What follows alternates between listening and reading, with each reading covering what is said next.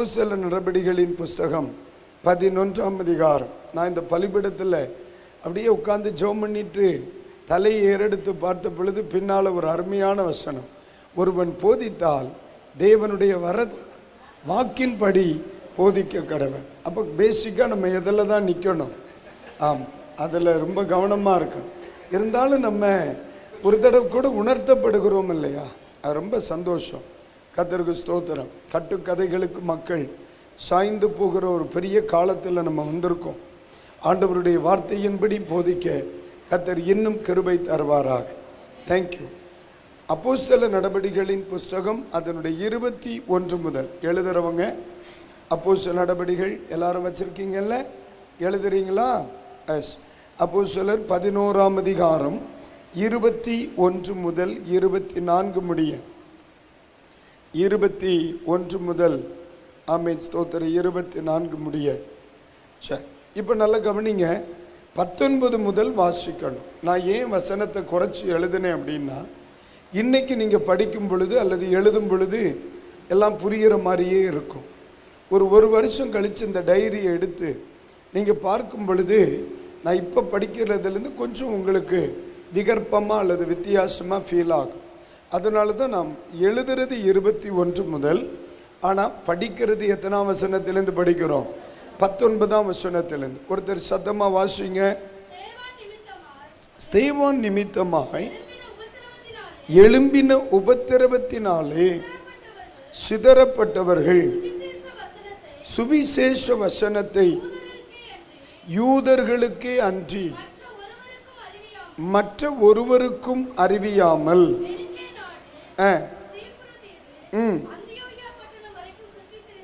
கைகளை உயர்த்தி ஒரு அல்லேலூயா சொல்லுங்க. அல்லேலூயா. ஆண்டவருடைய ஆமை ஸ்தோத்திரம் நாம மகிமைப்படுவதாக. இந்த 19ஆம் வசனத்தை நம்ம வாசிக்கும் பொழுது தலைமை திருச்சபையாக இருக்கிற எருசலேம் சபையில் ஸ்தேவானுடைய மரணத்திற்கு பின்பு மிகப்பெரிய பிரச்சனையை அல்லது எதிர்ப்பை அல்லது ஒரு பெரிய உபத்திரவத்தை சபை என்ன செய்கிறது? சந்திக்கிறது. இந்த சபை சிதறி போனாலும் எல்லா இடங்களிலும் சுற்றி தெரிந்து இயேசுவை கிறிஸ்து என்று பிரசங்கித்தார்கள். ஆனால் இவர்களுடைய ஒரு பலகீனம் என்ன அப்படின்னு நம்ம கவனிக்கும் பொழுது, சுவிசேஷ வசனத்தை யூதர்களுக்கே அன்றி வேறு மற்ற ஒருவருக்கும் என்ன செய்யவில்லை? அறிவியாமல் பெனிக்கே நாடு, சீப்புரு தீவு, அந்தியோக்கியா பட்டணம் வரைக்கும் சுற்றி தெரிந்தார்கள். எல்லாரும் கடைசி வார்த்தை எல்லாரும் சொல்லுங்க. அல்லேலூயா. சரி, இது ஊழியர்களுக்கு அடுத்த பிரசங்கம், ஊழியர்களுக்கு அடுத்த வார்த்தை. ஆனால் ஒன்று புரிந்து கொள்ளுங்கள், ஆதி திருச்சபை ஏன் சுற்றி திரிய வேண்டிய ஒரு நிலை வந்தது? இந்த கேள்விகளுக்கு நீங்கள் தான் விடை கண்டுபிடிக்க போறீங்க.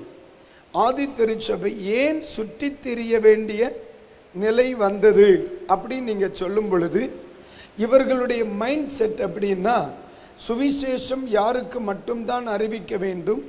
யூதர்களுக்கு மட்டும்தான் அறிவிக்கணும்.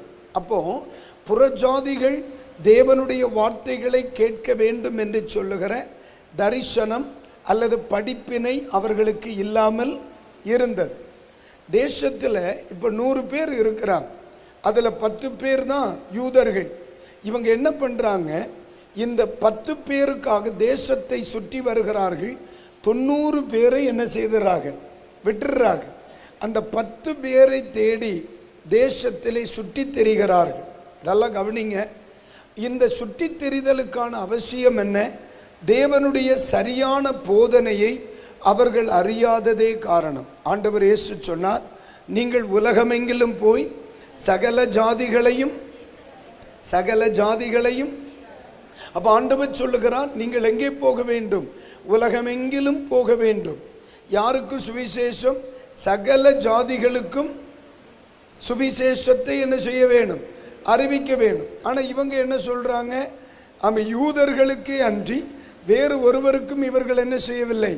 அறிவிக்கவில்லை. அப்படியானால் இயேசு கிறிஸ்துவினுடைய திட்டத்தை, இயேசு கிறிஸ்துவினுடைய விருப்பத்தை, இயேசு கிறிஸ்துவனுடைய இருதய வாஞ்சையை ஆதி திருச்சபை சரியாக என்ன செய்து கொள்ளவில்லை, புரிந்து கொள்ளவில்லை. அதனால தான் ஊழியம் இருக்கு, ஆனால் புரிந்து கொள்ளுதல் இல்லாததுனால தான் தேசத்தில் சுற்றி தெரிய வேண்டிய ஒரு அவசியம் இருக்கு. நான் சொல்லுது உங்களுக்கு புரியுதா இல்லையா? ஆமை தோத்திரம். வசனம் என்னிடத்தில் இருக்கிறது. 100 ஜனங்கள் 1000 ஜனங்கள் இருக்கிறாங்க. ஆனால் என்னுடைய கண்கள் யாரை தேடுகிறது? யூதர்களை மட்டும்தான் தேடுகிறது. நீங்கள் நல்லா கவனிங்க. தேவனுடைய திட்டத்தை ஒரு மனுஷன் சரியாக அறிந்து செயல்படவில்லை என்றால் வாழ்க்கையில் சுற்றி தெரிய வேண்டியது வரும். புரியல? அல்லேலூயா. நான் சொல்லுது புரியுதா இல்லையா? கர்த்தருக்கு ஸ்தோத்திரம். சரியான ஒன்றை நாம் அறிந்து கொள்ளவில்லை என்றால் நம்முடைய வாழ்க்கை சுற்றி தெரிய வேண்டிய அவசியம் வரும். இப்போ நான் அதை எப்படி உங்களுக்கு நான் சொல்லுவேன் அப்படின்னா, நாங்கள் பல ஊர்களுக்கு இப்படி போவோம். தெரியாத பாஸ்டர் கூப்பிட்டுருப்பார், தெரியாத பாஸ்டர், தெரியாத சபை, தெரியாத ஊர், சில நேரங்களில் மொழியே தெரியாது. எங்களை காப்பாற்றி கொண்டு போகிறது இந்த கூகுள் மேப்பு தான் கொண்டு போகும்.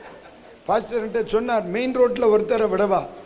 யாரை விட்டான்னா அவன் கருப்பாக இருப்பானா வெள்ளையாக இருப்பானான்னு எனக்கு தெரியாது. ஊர் பேரையாவது கேட்டு வந்துடுவேன். நிற்கிறவனை தேடுறது பெரிய விஷயம், பெரிய விஷயம். ஒரு வாட்டி மைசூருக்கு ஊழியத்துக்கு போயிருந்தேன். மைசூருக்கு தோத்திரம் என்கிட்ட சொன்னாங்க, பாஸ்டர் மிஷன் ஹாஸ்பிட்டல்னு சொல்லுங்க, பெரிய ஆஸ்பத்திரி முன்னால் இறக்கி விடுவாங்க, நான் இந்த வந்துடுறேன்னா. போனது காலையில் 9 மணிக்கு இறங்கியாச்சு. தோத்திரம் நான் என்ன செய்தேன், கையில் ஒரு பேக் இருக்கு. ஒரு ஆட்டோக்காரன்ட்ட எனக்கு தெரிஞ்ச கன்னடத்துலேயும் தமிழ்லையும் எல்லாம் சேர்த்து சொல்லிட்டு, அவனுக்கு தெரிஞ்ச தமிழில் என்கிட்ட பேசணும். காலையில் படுவாவி அவன்கிட்ட நான் சொன்னேன், பிரதர் மிஷன் ஹாஸ்பிட்டல் கூட்டிகிட்டு போங்க. ஓகே சார்ண்ணா. நேரம் ஒரு ஹாஸ்பிட்டல் முன்னாடி இறக்கிட்டான். நான் சாயந்தரம் 6:30 மணி வரைக்கும் நின்றுருக்கேன். அப்போ கையில் மொபைல் கிடையாது. பக்கத்து பூத்தில் பேசுவேன். போய் பிரதர் பாஸ்டர் எங்கே நிற்கிறீங்க? அவர் சொன்னார், எங்கே நிற்கிறீங்க பாஸ்டர்? பிரதர் அந்த பெரிய பில்டிங், கல் வச்ச பில்டிங் இருக்குல்ல, ஆமாம், அதுக்கு முன்னால் ஒரு மரம் நிற்கி. ஆமாம், அந்த மரத்து பக்கத்தில் தான் நிற்க. ரோட்டாங்கரையில் ஃபோன் பண்ணிவிட்டு மறுபடியும் போய் மரத்து முட்டில் நிற்பேன். தோத்திரம் இருப்பேன். கடைசியில் பார்த்தா ஒன்றும் நடக்காது. அப்புறம் ஒரு மணி நேரம் 2 மணி நேரம் நின்றுட்டு அப்புறம் போய் மறுபடியும் ஃபோன் பண்ணுவேன், பாஸ்டர் எங்கே நிற்கிறீங்க? தோத்திரம் பிரதர் இப்போ நான் பூத்துக்கு வந்திருக்கேன் பாஸ்டர், அதுக்கு பக்கத்தில் தான் நிற்கல இல்லைங்க பாஸ்டர். சரி நான் மறுபடியும் அது அப்படி சொல்கிறார். நான் சொல்கிறத பார்த்து சரி நேரம் அதில் நில்லுங்க வந்துடுறேன். 6:30 மணி ஆச்சு சாயந்தரத்தில். காலையில் சாப்பிடலை, மத்தியானம் சாப்பிடலை. தோத்திரம் சரி விடு, ஊழியமும் செய்யலை. தோத்திரம் கடைசியில் என்ன பிரச்சனைன்னா, என்ன ஒருத்தர் இறக்கணான்னு தெரியுமா? அவன் கொண்டு கவர்மெண்ட் ஆஸ்பத்திரியில் விட்டுட்டு போயிட்டான். என்ன நிற்க சொன்னது மிஷன் ஆஸ்பத்திரி. 2 ஆஸ்பத்திரிக்கு இடையில 3 கிலோமீட்டர் தூரம். நான் மிஷன் ஆஸ்பத்திரியில் நிற்க வேண்டியவன் கவர்மெண்ட் ஆஸ்பத்திரியில் நின்று ஃபோன் பண்ணுது. கல் வச்ச பில்டிங் இருக்கா? இருக்கு, அதில் வந்து நில்லுங்க. நான் நிற்கிறது கவர்மெண்ட் ஆஸ்பத்திரியில், அவன் தேடுறது மிஷன் ஆஸ்பத்திரியில். விளங்குமா? அதுதான் இன்னைக்கு அநேகர் சுற்றி தெரிய வேண்டிய அவசியம் என்ன தெரியுமா? தேவனுடைய சித்தம் இன்னதென்று சரியாக அறிந்து கொள்ளாததுனால. நான் சொல்லுது புரியுதா இல்லையா? பைபிள் என்ன சொல்லுகிறது? அவர்கள் யூதர்களுக்கே அன்றி வேறு ஒருவருக்கும் அறிவியாமல் பல நாடுகளில் யூதர்களை தேடி சுற்றி தெரிந்தார்கள். ஏம்மா நீ சுற்றி தெரிய வேண்டியது வந்தது? தோத்திர எங்களுக்கு யூதர்களுக்கு மட்டும்தான் சுவிசேஷம் அறிவிக்கப்பட வேண்டும். காரணம் என்ன? ஆண்டவர் சொல்லி இருந்தார், நீங்கள் எங்கே போகணும்? உலகம் எங்கிலும் போகணும். யாருக்கு சுவிசேஷம் பிரசங்கிக்கணும்? சகல ஜாதிகளுக்கும் சுவிசேஷம் அறிவிக்க வேண்டும். இந்த அறிவு, இந்த தேவ திட்டத்தை குறித்த அறிவு இல்லாததுனால தான் இன்னைக்கு அநேகருடைய தனிநபர் வாழ்க்கையில் அலைச்சல்கள் மாறவில்லை, கலக்கங்கள் மாறவில்லை, சுற்றி தெரிதல் மாறவில்லை. அப்போ நான் என்ன புரிந்து கொள்ளுகிறேன் என்றால், நான் தேவனுடைய சித்தத்தை சரியாக புரிந்து கொண்டு செயல்பட வேண்டியது அவசியமாக இருக்கு. அல்லேலூயா. ஒரு முறை ஒரு போதகர் வருவர், ஸ்தோத்திரம், என்னிடத்தில் ஜெபிக்க வந்திருந்தார். அவர் என்னிடத்தில் சொன்னார், பாஸ்டர் நான் அந்த இடத்துல ஊழியம் செய்தேன், அந்த ஊழியம் வளரவே இல்லை. என்ன இந்த இடத்துக்கு டிரான்ஸ்ஃபர் ஆகி வந்தேன், அந்த ஊழியம் வளரவே இல்லை. இப்போ இருக்கிற இடத்துல ஒரு மாற்றமும் இல்லை. என்ன செய்கிறதுன்னே தெரியல அப்படின்னு சொல்லி அவர் ரொம்ப கலங்கி பேசினார். அப்போ தேவ சமூகத்தில் நான் என்ன பண்ணேன், ஆண்டவரே 3 ஊழியத்தில் இவர் ஆரம்பித்து முன்னால் போயிருக்கார், 3 ஊழியத்திலும் வளர்ச்சியும் இல்லை, ஒரே பிரச்சனைகள், கலக்கங்கள், சண்டைகள், வழக்காடுதல்கள், பிரச்சனைகள் இருந்துக்கிட்டே இருந்திருக்கே, இந்த சகோதரன் ஏன் இப்படி இருக்கார் அப்படின்னு சொல்லி தேவ சமூகத்தில் விசாரித்த பொழுது ஆண்டவர் சொன்னால், நான் அவனை அனுப்பவே இல்லையன்ட்டான். ஊழியத்துக்கு அவன் போனான், அவனை அனுப்பி போகலை. 2வது ஊழியத்துக்கு அவன் போனான், அங்கேயும் நான் அனுப்பி போகலை. 3வது ஊழியத்துக்கு போனான், அங்கே அவன் விரும்பித்தான் போனான், நான் அனுப்பி போகலை. அப்போ நீங்கள் எங்கே தான் அனுப்பிங்க? அவனை நான் வட இந்தியாவுக்குள்ளே போக சொன்னேன்னா, நான் சொல்லுது உங்களுக்கு புரியுதா இல்லையா? 3 ஊழியத்துக்கு போயிருக்கார். 18 வருஷங்கள் வேஸ்டாக போயாச்சு. எத்தனை ஆண்டுகள்? 18 வருஷங்கள். ஆண்டவர் விரும்பினது அங்கே, இவர் விரும்பினது இங்கே. இவர் என்ன சொல்லுகிறார், ஆண்டவர் கடைசியில் கேட்குறேன், எல்லாம் இன்னும் ஆண்டவர் எதுக்கு அழைச்சார்? அது வந்துன்னா, உனக்கு வந்ததெல்லாம் பிரச்சனை இல்லை, உனக்கு எதுக்கு கத்தர் அழைத்தார்? அது கத்தர் உன்னை வட இந்தியா போக சொன்னாரா? ஆமாம். ஏன் நீ போகலை? தோத்துறான். அங்கே போய் என்ன செய்ய முடியும்? எனக்கு மொழி தெரியாது, 1000 பிரச்சனை சொல்கிறேன். உன்னை அழைச்ச ஒரு கத்தர் இருக்கிறார், நீ ஒழுக்கமாக போயிருக்கலாமல்ல, உன்னை அழைத்தவர் நடத்துவாரே. நீ தேவ சித்தத்தை அறிந்து செயல்படாததுனால தான் 18 ஆண்டுகளை நீ வீணாக்கி இருக்கிறாய். இன்னைக்கு அநேகர் அப்படிதாங்க, தேவ சித்தத்தை அறியலை. ஆண்டவர் இதைத்தான் செய்கிறார். இவங்க என்ன பண்ணுவாங்க தெரியுமா? ஆண்டவருடைய சித்தத்தை பார்ப்பாங்க, தன்னுடைய விருப்பத்தை பார்ப்பாங்க. தன்னுடைய விருப்பத்திற்கு தேவனுடைய சித்தம் ஒத்து போகலைன்னா சுய சித்தத்தை செய்துட்டு போயிடுவாங்க. அதனால என்ன நடக்குதுன்னா, நம்ம நினைக்கிறது நடக்க போகிறது இல்லை, ஆண்டவர் நினைக்கிறது நடக்காது. கடைசியில் நடுத்தருவில் தான் நிற்போம். அல்லேலூயா. ஆமாம். ஒரு நாள் தோத்திரம் கோயம்புத்தூரில் நானும் பாஸ்டர் அம்மா ஒரு ஒரு ஒரு ஒரு பாஸ்டர் ஒரு சர்ச்சுக்கு போகணும், ஒரு இடத்துக்கு போகணும். அப்போது தோத்திரம் கூகுள் மேப்பில் என்ன பண்ணிட்டு ஒரு ஹாஸ்பிட்டல் சொன்னாங்க, ராமச்சந்திர ஹாஸ்பிட்டல் கோயம்புத்தூரில். நானும் ராமச்சந்திர ஹாஸ்பிட்டல்னு போட்டேன். ராமச்சந்திர ஹாஸ்பிட்டல்னு சொன்ன உடனே நான் அவளை தான் கிளிக் பண்ணிட்டு போயிட்டேன். அது என்ன கூட்டிகிட்டு போகுது திரும்பி வர முடியாத ஒரு பாதை. ஆமாம்மா, திரும்பியே வர முடியாது. அந்த ஆளை கூட்டிகிட்டு போகுது. அது போனது வேற ஒரு இனோவா வண்டி. அது தெரியும், கொஞ்சம் நீட்டமாக வேற இருக்குமா. என் மனைவி கேட்குறான், நம்ம போகிற வழி சரிதான்? நான் ஆமாம் தோத்துற கூகுள் சொல்லுது சரியாக தான் இருக்கு. ஏன்னா அது விசுவாசியாக இருந்தால் போய் சொல்ல வாய்ப்பு இருக்கு. அது மிஷின் இல்லை, கரெக்டாக கொண்டு போய் ஒரு 1.5 கிலோமீட்டருக்கு மேலே போய் ஒரு சந்துக்குள்ளேயே கூட்டிகிட்டு போகுது. 2 பக்கம் மக்கள் வீட்டு முன்னால் இருக்காங்க, ஒரு தெரு வழியாக. அப்போ நான் நினச்சேன் எங்கோ ஷார்ட்கட்டில் கொண்டு போகுது. கடைசியில் பார்த்தீங்கன்னா ஒரு பசு மாடு நிற்கி, அதுதான் டெட் எண்ட். ஒரு பசு மாடு நின்று, ஐயோ, அது சாணி போடுறதை பார்க்க நாங்கள் 2 பேர் 1.5 கிலோமீட்டர் போயிருக்கோம். அங்கே போன உடனே என் மனைவி ஒரு மாதிரி இந்த பரிதாபத்தோடு பார்த்தாப்பார். அந்த பார்வை எப்படி இருந்தியால, நீ எல்லாம் மனுஷனால அப்படின்னு பார்த்த மாதிரியே இருந்துச்சு. அந்த 1.5 மணி நேரம் வர்றது என்ன பிரச்சனைன்னு தெரியுமா ஐயா? அதாவது ராமச்சந்திர ஹாஸ்பிட்டல் நிறைய இருந்திருக்கு, நான் கிளிக் பண்ணல, அது சென்னையில் உள்ள அட்ரஸை கிளிக் பண்ணி விட்டுருக்கேன். புரியுதா உங்களுக்கு? ராமச்சந்திர ஹாஸ்பிட்டல்னு வந்தோடனே கீழே என்ன வரும்? அதுக்கு அட்ரஸ் வரும். நம்ம அதை என்ன செய்யறதில்ல, படிக்கிறதில்ல. மேலே ராமச்சந்திரன் அந்த ஆளை அமுக்கணே, அது நேரம் பசுமாட்டுக்கிட்ட கொண்டு. கடைசியில் தோத்திரம் அவர் என்கிட்ட சொல்லுதார், ஃபஸ்ட்டு கடைசியில் அவன் என்ன கண்டுபிடிக்கிறதுக்கு அங்கே மிஷனாஜிபத்தில் தேடணும்ல, அதே மாதிரி நடுராத்திரி 1 மணி வரைக்கும் என்னை தேடி என்னை எப்படியோ கொண்டு போய் என்னை சேர்த்தான். அப்போ அவன் சொல்கிறான், இல்லையே இந்த ஹாஸ்பிட்டல் சொன்னால் உடனே கொண்டு வந்துருமே. எப்போ நான் அப்படி தான் ஐயா போட்டேன் பாருன்னா, அவன் எடுத்து வச்சு, அவனுக்கு இங்கிலீஷ் படிக்க தெரியுமில்ல, ஏன் நமக்கு தெரியாது. ராமச்சந்திரன் கண்டன் அந்தாலும் அமுக்குனாதான். அவன் சிரிக்கிறான் சிரிப்பு. நான் உங்களை கோயம்புத்தூருக்கு வர சொன்னால் நீங்கள் மெட்ராஸுக்கா பாரியான்னு. இதுதான் நிலைமை. அநேகர் இன்னைக்கு ஏன் அலைந்து கொண்டு இருக்கிறார்கள்? ஏம்மா தேவ சித்தம் இதுதான்னு தெரியுதுமா, ஆனால் தன்னுடைய சித்தத்தை விட்டு கொடுக்க அவர்களுக்கு மனது இல்லை. தேவனுடைய சித்தம் இதுதான்னு தெரியுது. தன் விருப்பத்தை விட்டு வெளியே வருவதற்கு இவர்களுக்கு மனம் இல்லை. அவங்களுக்குள்ள சில செட்டிங்ஸ் இருக்கு மைண்டில். ஒரு சாஃப்ட்வேரை இவங்க வச்சிருக்காங்க. என் வாழ்க்கையில் இதான் நடக்கணும், என் குடும்பத்தில் இதான் நடக்கணும், என் பிள்ளைகளுக்கு இதான் நடக்கணும், என் ஊழியத்தில் இப்படி தான் நடக்கணும், என் ஊழியம் இப்படி தான் இருக்கணும். அவங்க ஒரு சாஃப்ட்வேர் ஃபிக்ஸ் பண்ணி வச்சுக்கிட்டு அதற்கு இணையாக அதற்கோடு இசையும்படி தேவ சித்தத்தை தன் சித்தத்தோடு இணைய பலரும் போராடிக்கிட்டே இருக்கிறார். சிலருடைய வாழ்க்கையில் நன்மைகள் தாமதிப்பதற்கு இதான் காரணம், வாழ்க்கையில் அலைச்சல் வருவதற்கு இதான் காரணம். அப்போ இன்றைக்கு நான் முதலாவது சொல்லுகிறேன், தேவ சித்தத்தை அறிய முயற்சி பண்ணணும். தேவ சித்தத்திற்கு நம்மை அர்ப்பணிக்கணும். தேவனுடைய சித்தத்திற்கென்று நம்மை பூரணமாய் அர்ப்பணிக்கும் பொழுது நமது வாழ்க்கையின் அலைச்சல்களை என் தேவன் மாற்றி விடுவார். நான் சொல்லுது உங்களுக்கு புரியுதா இல்லையா? இதை நான் இன்னொரு கோணத்தில் சொல்லுவேன். என்னை ஆண்டவர் பல வருஷங்களுக்கு முன்னால் ரட்சிப்பிற்கு அழைத்தார். பல வருஷங்களுக்கு முன்னால் ஞான ஸ்நானத்திற்கு அழைத்தார். இயேசுவின் வசனத்திற்கு கீழ்ப்படிய என் ஆண்டவர் அழைத்தார். நான் என்ன பண்ணலை, ஞான ஸ்நானத்துக்கு என்னை ஒப்பு கொடுக்கலை, ஊழியத்துக்கு என்னை ஒப்பு கொடுக்கலை.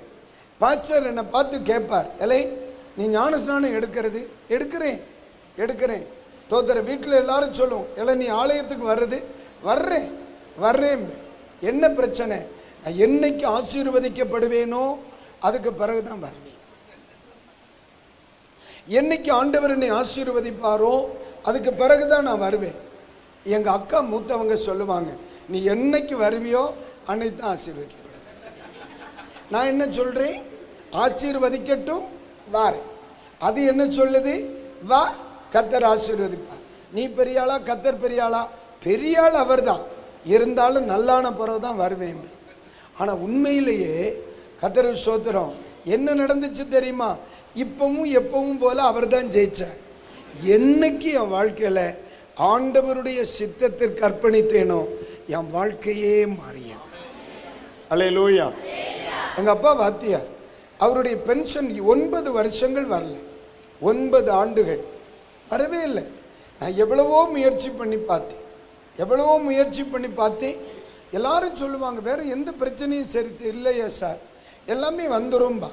ஆனால் உண்மையிலே தோத்திரம் 1997 ஜூன் மாதத்தில் 2ஆம் தேதி நான் ஊழியத்துக்கு வந்தேன். 2ஆம் தேதி ஊழியத்துக்கு வந்தேன். 27ஆம் தேதி 28ஆம் தேதியே பென்ஷன் பணம் வந்துருச்சு. 9 வருஷம் வரல.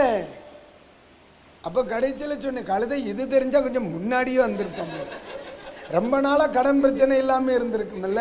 இன்னைக்கு அதே நேரம் தான் தேவனுடைய சித்தத்துக்கு நம்ம ஒப்பு கொடுக்காம, ரட்சிப்பிற்கு நம்ம ஒப்பு கொடுக்காம, ஆண்டவர் விரும்புகிற காரியத்துக்கு நம்ம ஒப்பு கொடுக்காம இருக்கிறதா நம்ம விரும்புகிற அநேக காரியங்கள் இதுவரை நடவாமல் இருப்பதற்கான காரணம்.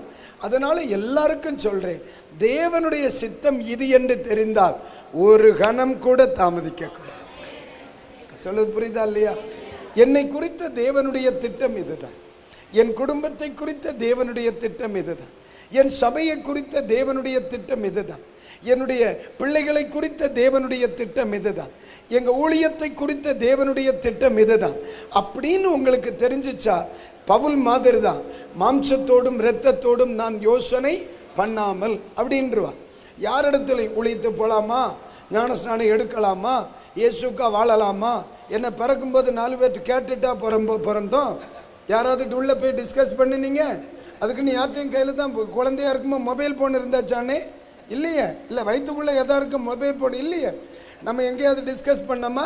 8ஆம் தேதி காலையில் 10 மணிக்கு வெளியே வரவா, வெளியே பார்த்து சொல், நல்ல பொழுது விடியுதா, நல்ல புழுக்கமாக இருக்கா, கேட்டுக்கிட்டா பிறந்திய? யாரும் அப்படி கேட்டு பிறகு அப்போ பிறந்தப்பா தானாக பிறந்துச்சு, அப்படி தானே? அதனால் இப்பவும் பிறக்கிறது தானாக பிறந்துடணும். அக்காவுக்கு பிடிச்சா, அம்மாவுக்கு பிடிச்சா, அண்ணனுக்கு பிடிச்சானாலும் கேட்கப்படாது. தோத்திரம் ரட்சிப்பு வந்துச்சா, ரைட்டு கிளம்பிடு, ஞானஸ்நானம் எடுத்துருவோம். தோத்திரம் இயேசு வேணுமா, ரைட் வந்துடுவோம், அவ்வளோதான். ஆண்டவருடைய சித்தம் இது என்று ஒரு மனிதனுக்கு தெரிந்தால், அந்த சித்தத்திற்கு அவன் ஒப்பு கொடுத்தால் அவன் அலைந்து திரிவது இல்லை.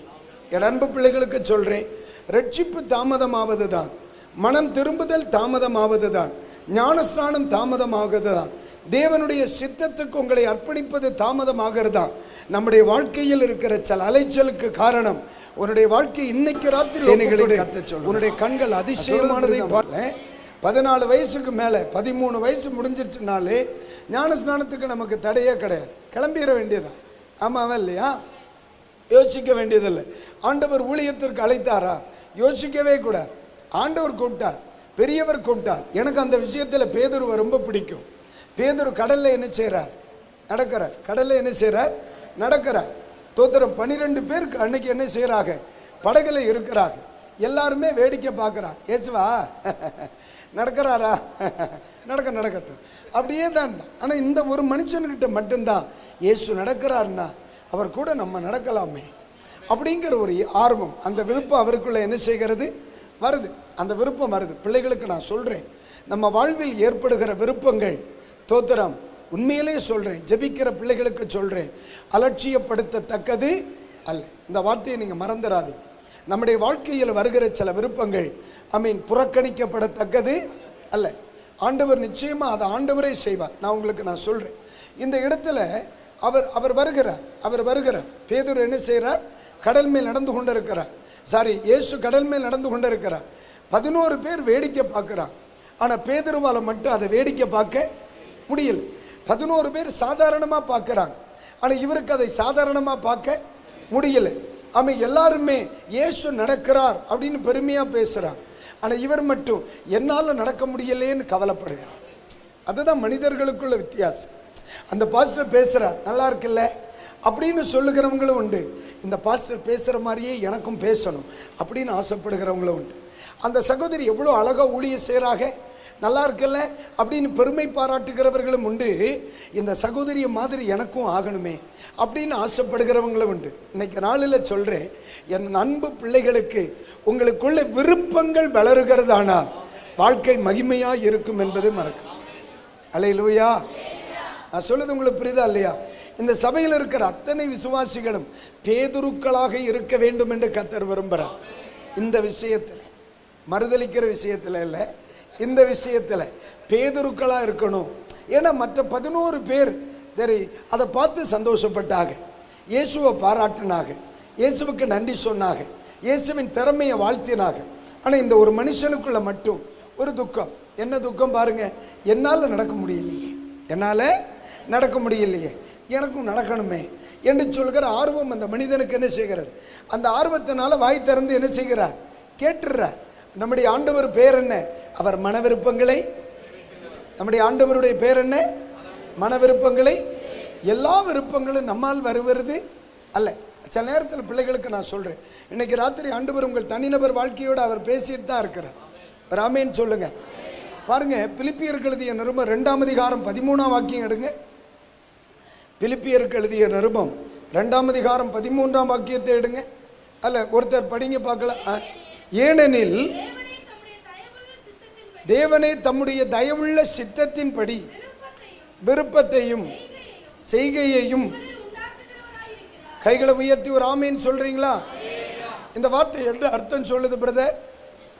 ஆண்டவர் நமக்குள்ளே, நம்முடைய ஆண்டவர் நமக்குள்ளே சில காரியங்களை என்ன செய்கிறார்? கடைசி வார்த்தை என்ன சொல்லுகிறது? உண்டாக்குகிறார். ஒரு முறை கூட சொல்லுங்க. பைபிள் சொல்லுகிறது, நம்மை உண்டாக்கின கர்த்தரிடத்தில் தோத்திரம் பணிந்து கொள்ளுவோம் அப்படின்னு இருக்கு.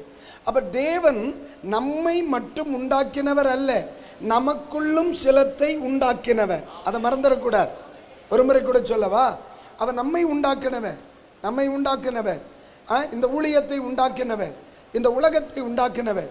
இன்னைக்கு நீங்க பார்க்கிற எல்லாவற்றையுமே அவர் உண்டாக்கினவர். அவர் காண்கிறவர்களை உண்டாக்கினவர் மட்டுமல்ல, சில உணர்வுகளையும் சில விருப்பங்களை கூட அவர் உண்டாக்கினவர் தான். ராமேன் சொல்றீங்களா? நான் சொல்ல புரியுதாம்மா? அப்ப நமக்குள்ளே நம்மை உண்டாக்குவதோடு அவர் நின்று விடவில்லை. நமக்குள் சில காரியங்களை அவர் உண்டாக்குகிறார். நம்முடைய வீட்டுக்குள் சில காரியங்களை அவர் என்ன செய்கிறார்? உண்டாக்குகிறார். நமக்குள்ளே அவர் உண்டாக்குகிற ஒரு காரியம் என்ன? தேவனே தம்முடைய தயவுள்ள சித்தத்தின்படி விருப்பத்தையும், சொல்லுங்க அந்த வார்த்தையை, விருப்பங்களை உண்டாக்குகிறார். சொல்லுங்க அந்த வார்த்தையை ஒரு முறை கூட சொல்லுங்க. நீங்க நல்லா கவனிங்க. தேவன் தம்முடைய சித்தத்தை சில நேரங்களில் நம்முடைய விருப்பங்களாக பிரதிபலிப்பார். பாருங்க, நான் சொல்றது புரியுதா இல்லையா? ஆமாம், கர்த்தருக்கு ஸ்தோத்திரம் உண்டாகட்டும். ஆமென். நம்ம வாழ்க்கையில் சில விருப்பங்கள் வரும். இன்னைக்கு ராத்திரி சிலருக்கு அப்படித்தான் தோத்திரம் புரோட்டா உடனே சாப்பிடணும் போல இருக்கு. காலையில் வந்துட்டு கேள என்ன புரோட்டா வேணுமான்னு கழிச்சு வேண்டான்றான். எனக்கு மறக்கவே முடியாது. எனக்கு மனைவி சின்ன அவங்க திருமணமாகி ஆரம்ப நாட்களில் கன்சீவாக இருந்தாங்க. எனக்கு மறக்கவே முடியாது. அப்போ ராத்திரி ஒரு 2 மணின்னு ராத்திரி 2 மணி என்ன தட்டி எழுப்புறாங்க. எப்பா ஒரு நிமிஷம் எழும்புங்க. எழும்பி என்னம்மா எனக்கு உடனே புரோட்டா வேணும். எத்தனை மணி? 2 மணின்னு. தோத்தர் என்ன சரி எப்பல காலையில் வாங்கி தரமில்ல. ஏம்மா 11 கிலோமீட்டர் போனால் தான் ராத்திரி புரோட்டா வாங்க முடியும். விளையாட்டா கதை. 2 மணிக்கு மேலே. அப்போ நான் சொல்லேன், அம்மா வேணாம், இனி ஒன்று பண்ணுவோம், காலையில் உனக்கு என்ன வேணுமா வாங்கித்தார். நோ எனக்கு பசிக்கு இப்போ வேணும்னா. நான் வேற புருஷனாச்சா? அதுக்கு மேலே கல்யாணம் அன்னைக்கு நான் சொல்லேன், வாழ்விலும் தாழ்விலும் சுகத்திலும் சுகவீனத்திலும் துக்கத்திலும் மரணம் நம்மை பெருக்கி மட்டும் கோடிட்ட இடத்தை நிரப்புக இல்லையா? நம்ம வேற வாக்கு பண்ணிட்டோம்ல, செய்ய மாற்ற முடியுமானே? முடியாதுல்ல. சரி 2 மணிக்கு என்னெல்லாம் யோசிக்க வேண்டியிருக்கு பார்த்தீங்களா? யோசிச்சுட்டு சரிம்மா நீ படுத்துக்க நான் வாரம்ட்டு ஒரு குளிர்காலம் பார்த்துக்கிடுங்கம்மா. குளிர்காலம் காலையிலே 2 மணிக்கு வண்டி எடுத்துட்டு பைக்கில் 11 கிலோமீட்டர் போயிருக்கேன் ஆலய மண்டபத்துக்கு. அங்கே ஒரு பிஸ்மின்னு ஒரு ஹோட்டல் இருக்கு. அந்த ஹோட்டலில் போய் 3 புரோட்டாயும் சால்னாவும் ஒரு பீப்பும் வாங்கிட்டு வாரேன். இவ தூங்கிட்டா. எப்போ எப்படி ஒரு 3 மணிக்கெல்லாம் வந்திருப்பேன். இவளை தட்டி எழுப்புறேன், எவ்வளோ எந்திரி கொண்டு பிரிட்ஜி மேலே வைங்க, நான் காலையில் சாப்பிட்றேன். எவ்வளோ இதுதானே நான் அப்போவே சொன்னேன். சொல்லுது உனக்கு என்னை பார்த்து ஒரு மாதிரி தெரியுதானே உனக்கு?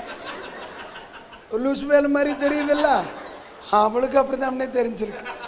உலகத்திலே நமக்கு வருகிற சில விருப்பங்கள், நான் தான் சொல்கிறேன். இன்னைக்கு அதை தான் ஆவியானவர் உங்களோடு பேசி கொண்டு இருக்கிறார். நான் எப்பவுமே சிரித்த முகமாக பேசுவேன். மனுஷன் மட்டும்தான் சிரிப்பான், எருமை சிரிக்காது. அதனால தான் நான் உங்கள்கிட்ட பிரசங்கம் பண்ண வந்தேன். மாட்டுத் தொழுவுக்கு போகாமல் உங்கள்கிட்ட வர்றது காரணம் நீங்கள் மனிதர்கள் என்ற நிச்சயத்தில். எனக்கு சிரிக்காதவன் மேலே எனக்கு சந்தேகம் வந்துடும். இவன் கண்டிப்பாக வேற ஏனோ தப்பி வந்தவனாத்தான் இருக்கும். அல்லேலூயா. ஆனால் ஒன்று சொல்லுங்கம்மா, இதுதான் நேற்றுக்கு இரவில் 1 மணி நேரத்தில் விருப்பம் மாறிச்சு. பார்த்தீங்களா? 1 மணி நேரத்தில் விருப்பம் மாறிச்சு. அதான் நான் சொல்லவார். இல்லை ஒரு 2 மணிக்கு உனக்கு தேவைப்பட்டது 3 மணிக்கு உனக்கு வேண்டான்னு சொல்கிறேன். அதே மாதிரி தான் ஐயா இந்த உலகத்தில் சில விருப்பங்கள் வந்துச்சு. ஆனால் அந்த விருப்பங்களே இன்னைக்கு மறந்து போச்சு.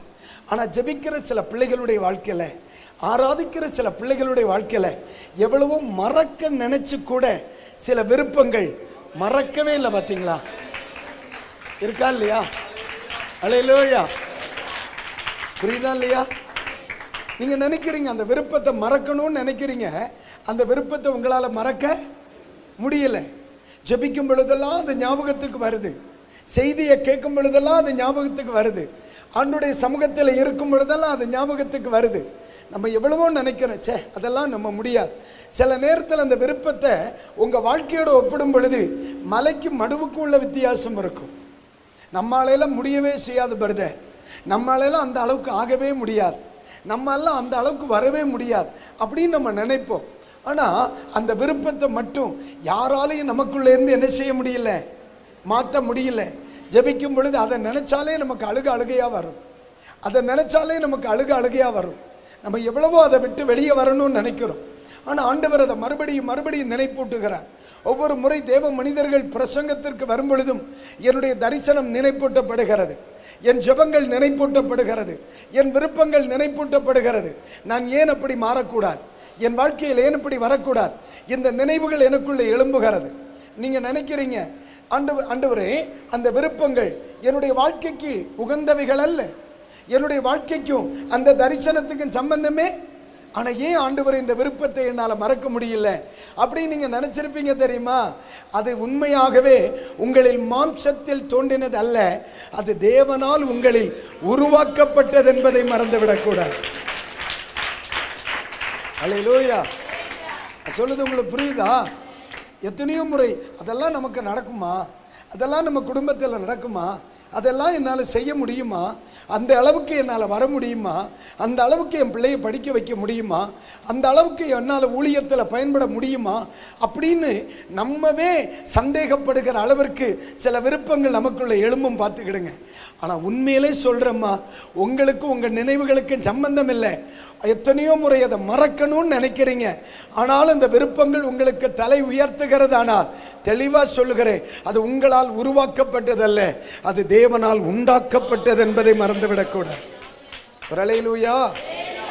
ஏம்மா, நான் ஒரு சாதாரண லாரி டிரைவரியா, 9ஆம் வரைக்கும் தான் படிச்சிருக்கேன் பாஸ்டர். தமிழை தவிர எனக்கு வேற ஒன்றும் தெரியாது. நான் ஊழியத்துக்கு வரமாட்டேன்னு தான் சொன்னேன். அவர் சொன்னேன், நான் சொல்லி அவர் கேட்கல. நான் சொல்லி அவர் கேட்கல. நல்லா சொன்னேன், நம்மளை விட்டுருங்க, நமக்கு தமிழே தள்ளாடிட்டு கிடக்கு, நான் வரமாட்டேன்னா. இல்லை, நீ தான் வேணும்னு வந்துட்டார், கொண்டு வந்துட்டார். நான் ஆரம்பத்தில் பாடிக்கிட்டு கொஞ்ச நாள் அப்படி இப்படி நம்ம வாழ்க்கை அப்படி வண்டி ஓடிச்சு. ஆனால் ஒரு குறிப்பிட்ட காலத்தில் என் மனசுக்குள்ள ஒரு ஆசை. அன்னைக்கெல்லாம் வால் போஸ்ட் எல்லாரும் அடிக்கிறாங்க, பேனர் எல்லாரும் கட்டுறாங்க, செத்தாலும் பேனர் பெத்தாலும் பேனர். விளக்கம் வேணும் இல்லை, சரி வேணாம் இல்லை. உங்கள் ஊர்லேயும் அப்படி தானா? புதிதாய் பிறந்த குழந்தையை வாழ்த்துகிறோம், தோத்தர. பெத்தாலும் பேனர் செத்தாலும் பேனர், கண்ணீர் அஞ்சலி. உங்களுக்கு இல்லடா, பொதுவாக சொன்னேன். நீங்கள் ஒரு மாதிரி குறுகுறுன்னு பார்க்குறீங்க இல்லையா? இன்னைக்கு தானே அந்த அளவுக்கு வந்துருச்சு. அன்னைக்கு ஒரு ஆள் வால் போஸ்ட் ஒட்டாகன்னா அது பெரிய பாஸ்டராக தான் இருக்கும். எனக்கு அந்த காலத்தில் இந்த மாதிரி நோட்டீஸ் எல்லாம் பார்க்கணுன்னு ரொம்ப ஆசை. ஓப்பனாகவே சொல்கிறேன்ப்பா. ஆனால் அன்னைக்கு நமக்கும் அதுக்கும் சம்பந்தமே கிடையாது. அன்றைக்கெல்லாம் வால் போஸ்ட் ஒன்று சோத்தில் ஒட்டி இருக்குன்னா அது ஒரு பெரிய பாஸ்டருக்கு தான் ஒட்டி இருக்கும். அப்போ நான் என்ன பண்ணுவேன் தெரியுமா? ரோட்டில் வண்டியில் போயிட்டு இருந்தோம்னா இறங்கி வால் போஸ்ட் பக்கத்தில் போய் ஆண்டவர்கிட்ட ஜெபம் பண்ணுவேன். ஆண்டவரே, சாகிறதுக்கு முன்னால் ஒரு நாளாச்சும் இந்த மாதிரி வால் போஸ்ட்டில் என் பேர் வரணும் சுவாமி, அப்படி பார்த்தப்பறம் தான் என்னை நீர் எடுக்கவே செய்யணும் அப்படின்னு சொன்னேன். ஆனால் தமிழ் பைபிள் பார்த்தா வாசிக்க வராது. எனக்கும் என் தரிசனத்துக்கும் ஆசைக்கும் சம்பந்தமே கிடையாது, சம்பந்தமே கிடையாது. இன்றைக்கி நாளில் மக்களை தெளிவாக புரிஞ்சுக்கிடுங்க. நாளை மறுநாள் ராத்திரி இந்த இடத்திலிருந்து போகிறதுக்கு முன்னால் என் பிள்ளைகள் அநேகருடைய வாழ்க்கையை ஏசப்பா மாற்ற விரும்புகிறேன், மாற்ற விரும்புகிறேன். அல்லேலூயா, மாற்ற விரும்புகிறேன். ஆமே, கர்த்தருக்கு ஸ்தோத்திரம் உண்டாகட்டும். என்னால் அந்த விருப்பத்தை அடக்க முடியல. நான் உட்காந்து யோசிப்பேன், இல்லை உனக்கு தமிழே வராது, நீ எப்படி பிரசங்கம் பண்ண போகிறா? ஆமாம் என்ன அப்படின்னு 2 நாளைக்கு அடக்கி வச்சுருப்பேன். 3ஆவது நாள் மறுபடியும் நினைவுகள் நெட்டுக்கு நிற்கும். தோத்துறோம். அவங்க பிறகு கொஞ்ச நாள், ஆண்டவரே எனக்கு உதவி செய்யுங்கப்பா, எனக்கு எப்படி வரணும் ஆண்டவரே, எனக்கு நீர் அற்புதம் செய்யுங்க அப்படின்னு ஜெபம் பண்ண ஆரம்பிப்பேன். தோத்துற. திடீர்னு ஒரு நாள் பார்த்தா யாராவது ஏதாவது சொல்லுவாங்க, உடனே நம்மளால முடியாது அப்படின்னு இருப்பேன். ஆனாலும் என் அறிவுக்கு எந்த வால் போஸ்ட்டையும் நான் விட்டு வச்சது கிடையாது. என் கண்ணை கிராஸ் பண்ணினா காரில் எத்தனை பேர் இருந்தாலும் 1 நிமிஷம் நில்லுங்கன்னு இட்டு நேர போய் ஜெபம் பண்ணிட்டு வந்துருக்கேன். எந்த ரோடுன்னு பார்க்கறதில்ல, எந்த வீடுன்னு பார்க்கறதில்ல. ஆனால் நான் அடிக்கடி நினைப்பேன், நான் ஏன் லூசு பயலாகவே இருக்கேன்? ஏன்னா நமக்கு தான் அந்த விருப்பத்துக்கு என்ன இல்லை, சம்பந்தம் இல்லையே. நம்ம அப்பா பாஸ்டர் கிடையாது, அப்பாவை ஊழியத்தில் தான் இருந்தார். பாஸ்டர் அப்போ பாஸ்டராக இல்லை, ஏன்னா அவர் செத்து போயிட்டார் 9ஆம் கிளாஸ் படிக்கும்போது. அவர் இறந்துட்டார். எனக்கு ஆதரவுக்கு யாருமே கிடையாது. இதுதான் ஊழியம்னு யாரும் சொல்லித்தரல, இப்படித்தான் ஊழியம்னு யாருமே சொல்லித்தரல. நம்ம பிள்ளைகளாக இருந்தால் கையை பிடிச்சி என்ன செய்யலாம், நடத்தலாம். அந்த அளவுக்கு நடத்துறதுக்கு யாருமே இல்லை. ஆனால் விருப்பம் மட்டும் தலை உயர்ந்து நிற்கிறது. வாழ்க்கையில் இப்படி வரணும்னு ஆசை, ஆனால் வருவதற்கான வழிகள் இல்லை. இப்படி வரணும்னு ஆசை, கொண்டு வருவதற்கு யாரும் இல்லை. அந்த நாட்களில் தான் ஆண்டவருடைய சமூகத்தில் நான் ஜெபம் பண்ணுவேன். ஆனால் உண்மையிலே சொல்கிறோம்ப்பா, இன்னைக்கு பார்த்தீங்களா, அதுதான் அதுக்கு அடையாளம். அல்லேலூயா. இது மட்டும் இல்லை, உலகத்தின் எத்தனையோ நாடுகளை கால் மிதிக்க கர்த்தர் வைத்து விட்டார். ஒரு அல்லேலூயா, அல்லேலூயா. ஆமாம், சமீபத்தில் ஒரு நாள் தோத்திர வெளிநாடு ஒன்றுக்கு சென்றிருந்த பொழுது அங்கே வால் போஸ்ட் ஒட்டினாங்க. அங்கே வேலை பார்க்குற ஒருத்தன் எனக்கு ஃபோன் பண்ணி, ஏன் பாஸ்டர்யா நீங்கள் இங்கேயா இருக்கிறீங்க அப்படின்னா, இல்லைடா நேற்றுக்கு தான் முந்தா நேற்று முடிச்சுட்டு நேற்றுக்கு தான் வந்தேன்னு. இந்தியாவில் பார்த்து இங்கேயும் பஞ்சாயத்தில் கிணத்துல எல்லாம் நீங்கள் தான் இருக்கிறியான்னு. இந்த வால் போஸ்ட் ஓட்டுற பஞ்சாயத்து கிணத்துல தானே ஓட்டுறாங்க. தோத்தர். இங்கெல்லாம் பைப்பு, எங்கள் ஊரில் கிணறு. நான் ஏன் இதை சொல்கிறேன்னா, ஒரு காலத்தில் நம்ப முடியாத ஒரு விருப்பமாக இருந்துச்சுங்க. நம்மால் நடைமுறைப்படுத்த முடியாத ஒரு விருப்பமாக இருந்துச்சுங்க. நம்மால் ஏற்றுக்கொள்ள முடியாத ஒரு விருப்பமாக இருந்துச்சு. ஆனால் ஆண்டவர் மட்டும் தேவனுடைய சித்தத்துக்கு நான் ஒப்பு கொடுத்த பொழுது என் விருப்பத்தை அப்படியே மாற்றிட்டாருங்க. நான் சொல்லுது உங்களுக்கு புரியுதா இல்லையா? எனக்கு பராக்கா திருச்சபை இந்தியாவில் மட்டும் இல்லை மக்களே, அநேக நாடுகளில் இருக்கிறது. நான் தான் அதுக்கு தலைமை போதகர். ஆனால் தமிழை தவிர எனக்கு ஒன்று இளவும் தெரியாது. நான் சொல்லுது உனக்கு புரியுதா இல்லையா? அதுதான் ஆண்டவர், அதுதான் ஆண்டவர், அதுதான் ஆண்டவர். அநேகர் என்ன செய்கிறாங்க, தேவனுடைய சித்தத்துக்கு விட்டு கொடுக்காததுனால தான் அநேகருடைய வாழ்க்கையில் விருப்பங்கள் நடைமுறைப்படாமல் இருக்கு. விருப்பங்கள் நடைமுறைப்படணும்னா ஒன்று நீங்கள் புரிஞ்சுக்கிடணும். இப்போ பாருங்களேன், ஏன் அவர்கள் அலைந்து தெரிந்தார்கள்? தேவனுடைய சித்தத்தை அவர்கள் அறியலை, தேவனுடைய சித்தத்தை அவர்கள் புரியலை, தேவ சித்தத்துக்கு அவர்கள் தங்களை ஒப்பு கொடுக்கலை. ஆனால் ஒன்று சொல்கிறேன், ஆண்டவருடைய சித்தத்துக்கு நம்மை ஒப்பு கொடுத்து விட்டார் நம்மையே நம்மளால் நம்ப முடியாதியா? இவ்வளோ குழந்தைகள் இருக்கிறீங்களே, உங்கள் எதிர்காலத்தை மகிமையே மாற்றுவார். ஏமா இன்னைக்கு அங்கிள் நிற்கிற இடத்துல நாளைக்கு ஏன் நீங்கள் நிற்கக்கூடாதுன்றேன். இன்னைக்கு நான் பேசுகிற இந்த இடத்துல நீங்கள் நாளைக்கு ஏன் பேசக்கூடாது? என்னை நிரப்பினவர் உங்களை நிரப்பினா போதுமே, எங்களை அபிஷேகித்தவர் உங்களை அபிஷேகித்தா போதுமே, எங்களுக்கு வாழ்வு கொடுத்தவர் உங்களுக்கு வாழ்வு கொடுத்தால் போதுமே. ஏன் முடியாது? உங்களை மாதிரி ஒரு கிராமத்தில் எங்கேயோ ஒருத்தனா தோத்திர கூலி வேலை செய்துட்டு இருந்தவன் தானே நான், என் ஆண்டவர் கொண்டு வந்தாரா இல்லையா? அப்போ இன்னைக்கு ராத்திரியில் உங்களை பார்த்து சொல்கிறேன், ஆண்டவருடைய சித்தத்துக்கு ஒப்புக்கூடியா? உன்னாலேயே உன்னை நம்ப முடியாதியா? அல்லேலூயா.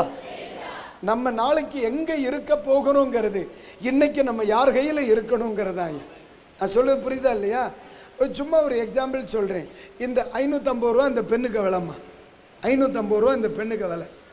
இது ஒரு குழந்தைக்கு கையில் கொடுத்தோம்னு வைங்க, இது என்ன யூஸ் ஆகும்? அது என்ன பண்ணுது?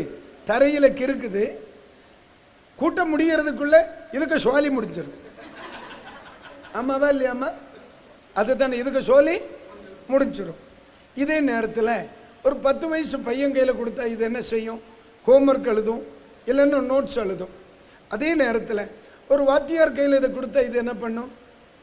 இது கையெழுத்து போடும், நிறைய பேருக்கு தலையெழுத்தை நிர்ணயிக்கும். இல்லை பேப்பர் திருத்தம் இல்லாமா? பேப்பர் திருத்தம் இல்ல. சரி, இதே ஒன்று ஒரு நீதிபதியினுடைய கைக்கு போனால் அநேகருடைய தீர்ப்பு எழுதும். இதே பேனா ஒரு ஓவியனுடைய கையில் போனா அது அநேக படங்களை, அதுதான்மா பேனா ஒன்று தான், அது எந்த இடத்துல யார் கையில் இருக்குங்கிறதான் பிரச்சனை.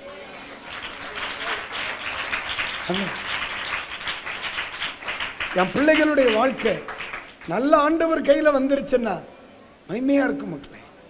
நாளைக்கு நான் எங்கே இருக்க போகிறேன் என்பது இன்றைக்கு யாருடைய கையில் இருக்கிறேன் அதுதான். நம்ம அடிக்கடி பாஸ்டர் சொல்லுவாங்க, தேவ சித்தத்துக்கு ஒப்பு கொடுங்க, தேவ சித்தத்துக்கு ஒப்பு கொடுங்க, பிள்ளைகளை தேவ சித்தத்துக்கு ஒப்பு கொடுங்க, வாழ்க்கையை தேவ சித்தத்துக்கு ஒப்பு கொடுங்க, பிசினஸை தேவ சித்தத்துக்கு ஒப்பு கொடுங்கன்னு. ஏன் சொல்கிறாங்க தெரியுமா? நல்லவருக்கு கையில் போயிட்டீங்கன்னா உங்கள் வாழ்க்கை மகிமையாயிரும். இந்த பேனா எத்தனை நாடுகள் போயிட்டு வந்திருக்கு தெரியுமாடா? இந்த பேனா ஒரு பிள்ளை எனக்கு ப்ரெசென்ட் பண்ணது. அவங்க, நான் பொதுவாக எனக்கு ஒரு பழக்கம், பிள்ளைகள்கிட்ட சொல்லுவேன், வசனத்தை படிக்க சொல்லுவேன். சீக்கிரமாக படித்தவங்களுக்கு ஏதாவது எடுத்து கையில் கொடுத்துருவேன், சிலருக்கு பேனா எடுத்து கொடுத்துருவேன். இது என்னுடைய பழக்கம், இது என்னுடைய பழக்கம். ஆனால் அந்த பிள்ளை எனக்கு கையில் தரும்பொழுது சொல்லி கொடுத்தேன், எப்பா இது உங்கள் பிறந்த நாளுக்கு நான் வாங்கி கொடுக்கறது, இது யாருக்கு நீங்கள் கொடுக்கக்கூடாது அப்படின்னு சொல்லி இந்த பிள்ளை எனக்கு நான் உருவாக்கினேன், என் குழந்தை எனக்கு தந்தேன். அப்போது அது, ஆனால் உண்மையில் இது என் பையில் இருக்கிறதுனால இது விசா கிடையாது, இதுக்கு பாஸ்போர்ட்டும் கிடையாது. ஆனால் ஒவ்வொரு மாதம் ஒவ்வொரு கண்ட்ரிக்கு போயிட்டு வரணும். இதுக்கு என்ன கிடையாது? விசாவும் கிடையாது, பாஸ்போர்ட்டும் கிடையாது. ஆனால் இது எத்தனை நாடுகள் போயிட்டு வந்திருக்கு தெரியுமா? அவ்வளோதான். 550 ரூபா பெண்ணுக்கே இந்த நிலைமை என்ன? உங்களை ஏன் கர்த்தர் ஆசீர்வதிக்க முடியாதுன்னு நான் சொல்றேன். சரிதானே? அல்லேலூயா. அதுதான். அதாவது எருசலேம் பட்டணங்களுக்குள்ள கழுதை என்ன செய்யப்படாது? போகக்கூடாது.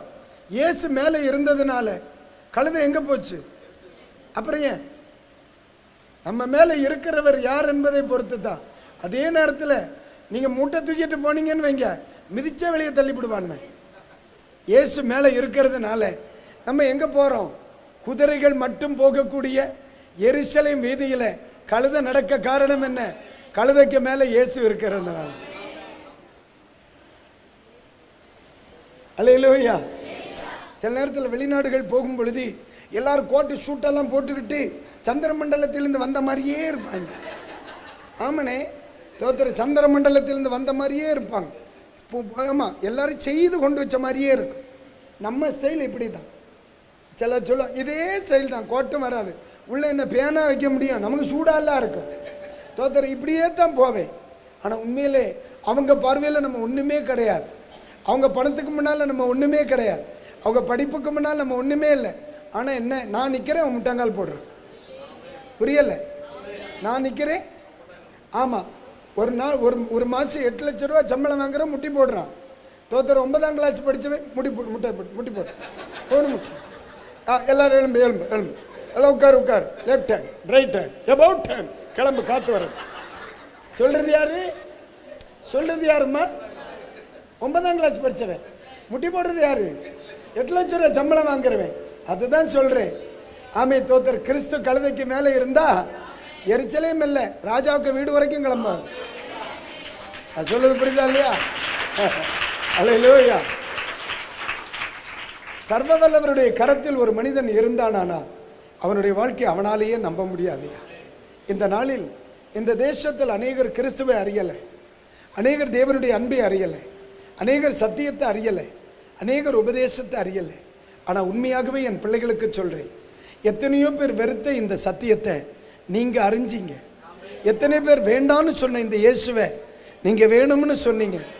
எத்தனையோ பேர் இது எடுக்கிறத கேவலமாக நினச்சப்போ நீங்கள் இதை சந்தோஷமாக எடுத்தீங்கல்லப்பா. இந்த பேனாவுக்கு கிடைச்ச வாழ்க்கை உனக்கு கிடைக்கும்மா. ஆண்டவர் உன்னை கைவிடவே மாட்டேன். ஆண்டவர் நல்லா வைப்பார்.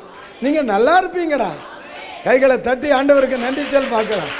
நல்லா இருப்ப இந்த இயேசுவுக்கு உன்னை அர்ப்பணிப்பதில் நல்லா இருக்கு. அம்மே, உங்கள் வீடு எப்படி இருக்கும்னு எனக்கு தெரியாது, உங்கள் வாழ்க்கை எப்படி இருக்கும்னு எனக்கு தெரியாது, உங்கள் குடும்பம் எப்படின்னு எனக்கு தெரியாது, நீ எத்தனை ரூபாய்க்கு மாதம் சம்பாதிக்கிறேன்னு தெரியாது. ஆனால் உன்னை ஆண்டவர் நல்லா வைப்பார்னு மட்டும் எனக்கு தெரியும். ஆனால் நீங்கள் எதனால் தெரியுமா? நீங்கள் சர்வ வல்லவருடைய கையில் இருக்கிறதுனால், சர்வ வல்லவருடைய சித்தம் உங்கள் வாழ்க்கையில் வெளிப்படுத்தினால், அவருடைய பாதத்தில் நீங்கள் அமர்ந்திருக்கிறதுனால், அவருடைய வேதத்தை நீங்கள் வெக்கப்படாமல் கையில் எடுத்ததுனால ஆண்டவர் உங்களை ஆசீர்வதிப்பார். நீங்கள் அலைந்து திரிவது இன்றைக்கு இருக்கிறதை பார்க்கலும் தேவன் உங்களை 1000 மடங்கு வாழ்க்கை ஆண்டவர் ஆசீர்வதிப்பார். உங்கள் சபையில் இந்த ஊழியர்கள் எழும்புவார்கள். உங்கள் ஊழியங்களை உருவாக்குகிறவர்களை கர்த்தர் இந்த சபையிலிருந்து எழுப்புவார். அநேக பிள்ளைகளை பல தேசங்களுக்கு கர்த்தர் அழைத்து போவார். பிதாக்கள் காணாத தேசங்களில் பிள்ளைகளுடைய கால்கள் மிதிக்கும் என்று பரிசுத்த ஆவியானவர் சொல்லுகிறார். இன்றைக்கு இருக்கிறதை பார்க்கலும் என் பிள்ளைகளை கர்த்தர் ஆசீர்வதிப்பாராக. அல்லேலூயா. எத்தனை பேர் ஆமேன்னு சொல்லுவீங்க? நீங்கள் யாருன்னாலும் எனக்கு தெரியாது. ஆண்டவர் தந்த வார்த்தையை தெளிவாக உங்களுக்கு சொல்லியிருக்கேன். கர்த்தர் உங்கள் மேல் கிருபையாக இருப்பார். நேரம் சரியாக 8:25. இன்னைக்கு போகலாம். எழும்புங்க. நாளைக்கு சீக்கிரம் வந்துருங்க, கிளப்பிடுவோம். எழும்பி நின்றுட்டு ஒரு 3 பேரை பார்த்து ஒரு நல்ல வார்த்தை சொல்ல போகிறோம். என்ன வார்த்தை அப்படின்னா, கர்த்தர் உங்களை ஆசீர்வதிப்பார்னு சொல்லுங்க. ஒரு 3 பேரை பார்த்து சொல்லுங்க, கர்த்தர் உங்களை ஆசீர்வதி. இயேசுவை அறிந்தது நிமித்தம் கர்த்தர் உங்களை ஆசீர்வதி. அல்லேலூயா. ஆமென். கைகளை உயர்த்தி ஒரு ஆமென் சொல்லுங்க. சில விருப்பங்கள் உங்கள் மனதிலே ஆழமாய் மாற்ற முடியாமல் இருக்குதுன்னா அது உண்மையிலே உங்களால் உண்டானது அல்ல, அது ஆண்டவர் உங்களுக்குள் உண்டாக்கினது. இனி அதை வெறுமையாக நினைத்து கொள்ளக்கூடாது. அதை சூழ்நிலைகளோடு கூட நீங்கள் நினைத்து கொள்ளக்கூடாது. நீங்கள் அதுக்கு ஜெபம் பண்ண ஆரம்பிக்கணும். கர்த்தர் நிச்சயம், அதான் பைபிள் சொல்லு, விருப்பத்தையும் செய்கையும் நமக்குள் விருப்பத்தை தருகிறவரே அதை செயல்படுத்தியும் தருவார். சரியாம்மா? விருப்பத்தை தருகிறவரே அதை செயல்படுத்தியும் தருவார். அப்போ நீங்கள் ஆண்டவருடைய சித்தத்துக்கு நம்மை ஒப்பு கொடுப்பதை தவிர வேறு வழி இல்லை. இந்த இடத்தில் இருக்கிற எல்லாருக்கும் சொல்கிறேன், உங்கள் வாழ்க்கை இயேசுவின் கைகளில் வருமானால் என்னை நிறுத்தினவர் உங்களை நிறுத்துவார், என்னை உயர்த்தினவர் உங்களை உயர்த்துவார், என்னை வாழ வைத்தவர் உங்களை வாழ வைப்பார், இன்றைக்கு இருக்கிறதை பார்க்கலும் கர்த்தர் மகிமையான ஒரு வாழ்க்கையை என் இயேசு உங்களுக்கு தருவார். உங்கள் குடும்பம் சூழ்நிலைகள் ஒரு மாற்றத்தை பார்க்கும். ஆமென், அல்லேலூயா. அப்படியான 2, நீங்கள் தேவனுடைய சித்தத்துக்கு உங்களை ஒப்பு கொடுத்தீர்களானால் இனி நீங்கள் சுற்றி திரிவது இல்லை, அலைந்து திரிவது இல்லை. உங்கள் வாழ்க்கையை கர்த்தர் நிலைவரப்படுத்துவார். எல்லாரும் சொல்லுங்க அந்த வார்த்தையை, நிலைவரப்படுத்துவார். ஒரு முறை கூட சொல்லுங்க, நிலைவரப்படுத்துவார். ஒரு முறை கூட சொல்லுங்க, ஆமென், நிலைவரப்படுத்துவார். அப்ப இன்னைக்கு ராத்திரி ஒரு கணம் ஆண்டவரை பற்றி, இயேசுப்பா உம்முடைய சித்தத்துக்கு என்னை தந்து விடுகிறேன். அந்த வார்த்தை சொல்லாமா இல்லையா? அன்னை சொல்லாமா இல்லையா? சொல்லாமா இல்லையா? அதான் நான் சொல்றேன். மறுபடியும் இதெல்லாம் என் வாழ்க்கை தானே. என்னைக்குமே யாருக்காகவும் நான் பேச மாட்டேன். என் வாழ்க்கையில் நான் அனுபவிச்சதை சொல்லிட்டு சிரித்த முகத்தோடு நான் போயிடுவேன். இதுதான் என் வாழ்க்கை, இதுதான் என்னுடைய வாழ்க்கைம்மா. என் ஆண்டவர் அம்மை தோத்துறோம். ஆமாம், அதாவது நான் ஓப்பனாக சொல்லுவேன். நம்முடைய வாழ்க்கை ஏசப்பா கையில் வந்தால் நம்ம வாழ்க்கையை நம்மளாலே நம்ப முடியாது. நான் 8ஆம் வகுப்பு வரைக்கும், நீங்கள் எத்தனை வகுப்பில் செருப்பு போட்டீங்க தங்கச்சி? ஸ்கூலில் படிக்கிறீங்க தானே? எத்தனாம் வகுப்பு ஸ்கூலுக்கு போகும்போது செருப்பு போட்டீங்க? ஃபஸ்ட் ஸ்டாண்டர்ட்லேயே போட்டா. நீ எத்தனை வயசில்? ஃபஸ்ட்லேயே போட்டா. நீ எத்தனை வகுப்பில்? எல்கேஜிலே போட்டிருக்கானே. நீங்கள் எத்தனை வயசில் போட்டீங்க செருப்பு போட்டு? நீங்கள் 1ஆப்பிலே போட்டிருக்கீங்க. நான் 8ஆப்பில். அது வரைக்கும் செருப்பை நான் பார்த்ததே இல்லை. அடுத்தவங்க காலில் தான் பார்த்துருக்கோம், நம்ம காலில் பார்க்கல. பார்த்ததில்லை. இதுதான் எங்களுடைய ஆரம்பம். ஆனால் ஒரு வாரத்துக்கு முன்னால் என் பிள்ளை ஒருத்தர் என்னை கூட்டிகிட்டு போய் திருவனந்தபுரத்தில் ஒரு செருப்பு கடைக்கு கூட்டிகிட்டு போனேன். எப்போ அவர் செருப்பு வாங்கித்தார்.